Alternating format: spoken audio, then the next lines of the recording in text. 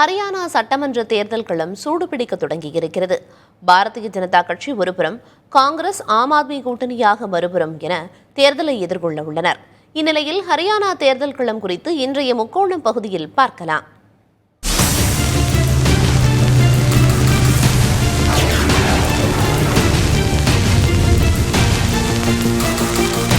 வருகிற அக்டோபர் 5ஆம் தேதி ஹரியானா மாநிலத்தில் சட்டமன்ற தேர்தல் நடக்க இருக்கு. அங்கு காங்கிரஸ் கட்சியும் ஆம் ஆத்மி கட்சியும் கூட்டணி அமைத்து போட்டியிட போவதாக முடிவு செஞ்சிருக்கிறாங்க. இது செய்தி.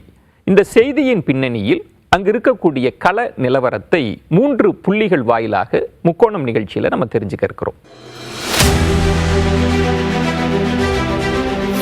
முதல் புள்ளி, வலுவான கூட்டணியை நம்பும் ராகுல். கூட்டணியை பெரிதாக ராகுல் காந்தி நம்புகிறார் அப்படின்னு சொல்லப்படுது. 2 கட்ட பேச்சுவார்த்தை காங்கிரஸ் கட்சிக்கும் ஆம் ஆத்மி கட்சிக்கும் இடையே நடந்திருக்கு அப்படின்னு சொல்றாங்க. ஆம் ஆத்மி கட்சியை பொறுத்த வரைக்கும் பஞ்சாப், டெல்லி அந்த எல்லை பகுதியை ஒட்டி இருக்கிற ஹரியானா மாநிலத்தின் சில பகுதிகளில் ஆம் ஆத்மி கட்சி ரொம்ப செல்வாக்கோடு இருக்கிறாங்க.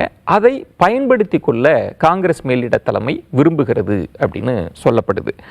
ஆன்டி பிஜேபி ஓட், பாஜகவுக்கு எதிரான வாக்குகள் சிதறிவிடக்கூடாது அப்படின்றது தான் ராகுலுடைய வியூகமாக இருக்கிறது அப்படின்னு சொல்றாங்க. இந்த கூட்டணியில் ஆம் ஆத்மி கட்சி மட்டும் இல்லாமல் சமாஜ்வாதி கட்சி இருக்கு, சிபிஎம் கட்சி இதுவும் கூட்டணிக்கு வரலாம் அப்படின்னு சொல்லப்படுது. அப்போ ஒரு வலுவான கூட்டணியை அமைக்க காங்கிரஸ் விரும்புகிறது அப்படின்னு சொல்றாங்க. இதில் இருக்கிற ஒரே ஒரு சிக்கல் என்ன அப்படின்னா, ஹரியானாவில் மொத்தம் 90 இடங்கள் இருக்கு. இதில் ஆம் ஆத்மி கட்சி 9 இடங்கள் கேட்பதா சொல்லப்படுது. ஆனால் காங்கிரஸ் 5லிருந்து 7 இடங்கள் கொடுக்கலாம். அந்த பேச்சுவார்த்தை தான் போயிட்டு இருக்கு அப்படின்னு சொல்றாங்க. எப்படியோ இந்த கூட்டணியை சுமூகமாக கொண்டு போய் வெற்றி வியூகத்தை வெற்றி பெறணும், ஜெயிச்சரணும் அப்படின்றது தான் ராகுலினுடைய கணக்காக இருக்கிறது அப்படின்றது பார்க்கப்படுது. இதுதான் முதல் புள்ளி.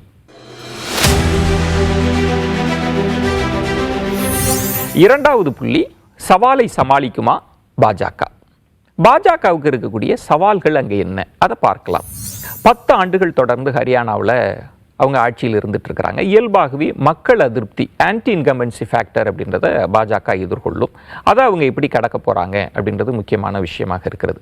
அதனால தான் 9 ஆண்டுகள் முதல்வராக இருந்த மனோகர்லால் கட்டரை நீக்கிட்டு அவங்க நயாப் சிங் சைனியை கொண்டு வராங்க. அந்த மக்கள் அதிருப்தியை சமாளிக்கிற விதமாகத்தான் இந்த மாற்றம் நிகழ்ந்ததாக அப்போ சொல்லப்பட்டது. அடுத்து காங்கிரஸ் கட்சி அங்கே என்ன செஞ்சிட்டு இருக்கிறாங்க அப்படின்னா, முதல் கட்ட வேட்பாளர் பட்டியலை அறிவிச்சிட்டாங்க. மொத்தம் 35 தொகுதிகளுக்கு காங்கிரஸ் வேட்பாளர் பட்டியலை அறிவிச்சிட்டாங்க. ஆனால் பாஜக இன்னும் அறிவிக்காமல் இருக்கிறது. ஒரு சவால் அங்கே இருக்கு அப்படின்னு சொல்றாங்க. இன்னும் சில நாட்கள் தான் தேர்தலுக்கு இருக்கு. ஆனால் பாஜகவிற்குள் அந்த உட்கட்சிக்குள் நிறைய சவால்கள் அவ்வப்போது எழ தொடங்கி இருப்பதாக சொல்லப்படுது. அதில் முக்கியமானது என்ன அப்படின்னா, பாஜகவினுடைய முன்னாள் அமைச்சர் ராவ் நர்பீர் சிங் அவர் சொல்றாரு, எனக்கு சீட்டு இல்லை அப்படின்னா நான் போய் காங்கிரஸில் சேர்ந்துருவேன் அப்படின்ற ஒரு அழுத்தத்தை வெளிப்படையாகவே தெரிவித்தது. அதையும் நம்ம கவனிக்க வேண்டியதாக இருக்கிறது. இதெல்லாம் ஒரு பெரிய சவாலாக பாஜகவுக்கு அங்கே இருந்துட்டு இருக்கு. மூன்றாவது புள்ளி, எதிராளி பலவீனத்தை ஆயுதமாக்கும் வியூகம். ஹரியானா மாநிலத்தில் விவசாயிகள் போராட்டம் இருக்கு, மல்யுத்த வீராங்கனைகள் போராட்டம் இருக்கு, அப்புறம் 10 ஆண்டு கால ஆட்சியினுடைய அதிருப்தி இருக்கு. இதையெல்லாம் காங்கிரஸ் தனக்கு சாதகமாக்கி கொள்ள கணக்கு போடுறாங்க, வியூகங்களை வகுக்கிறாங்க. ஆனால் பாஜக என்ன நினைக்குது அப்படின்னா, இந்த பிரச்சனைகள் எல்லாம் இருந்தபோதும் கூட நாடாளுமன்ற தேர்தலில் நம்ம 5 இடங்களை கைப்பற்றி இருக்கிறோம், அந்த நம்பிக்கையோடு இந்த சட்டமன்ற தேர்தலை எதிர்கொள்ளலாம் அப்படின்னு அவங்க வியூகம் வகுக்கிறாங்க. இன்னொரு முக்கியமான விஷயம் என்ன அப்படின்னா, பாஜகவினுடைய உட்கட்சி மோதலை எப்படி காங்கிரஸ் பயன்படுத்தி கொள்ள நினைக்குதோ அது மாதிரி காங்கிரசினுடைய உட்கட்சி முரணை பாஜகவும் பயன்படுத்தி கொள்ள நினைக்குது. காங்கிரஸ் என்ன நினைக்குதுன்னா, கூட்டணியை பெருசா நம்புறாங்க. என்னதான் உட்கட்சி முரண்லாம் இருந்தாலும் கூட்டணி பலம் நமக்கு கை கொடுக்கும் அப்படின்னு நம்புறாங்க. இதையெல்லாம் தாண்டி காங்கிரஸுக்கு ஒரு சின்ன நம்பிக்கை வந்திருக்கு. அது என்ன அப்படின்னா, எதிராளியினுடைய பலவீனத்தையும் தாண்டி அங்கு இருக்கக்கூடிய கருத்து கணிப்பு காங்கிரஸுக்கு சாதகமாக இருக்கிறது. இன்னொன்று, 2019 காங்கிரஸ் 28.5% ஓட்டு வாங்கியிருக்காங்க. அதே 2024 43.68% ஓட்டு வாங்கியிருக்கிறாங்க. அப்போ ஒரு பெரிய நம்பிக்கையோடு தான் காங்கிரஸ் ஹரியானாவில் களம் இறங்குகிறது கூட்டணியோடு.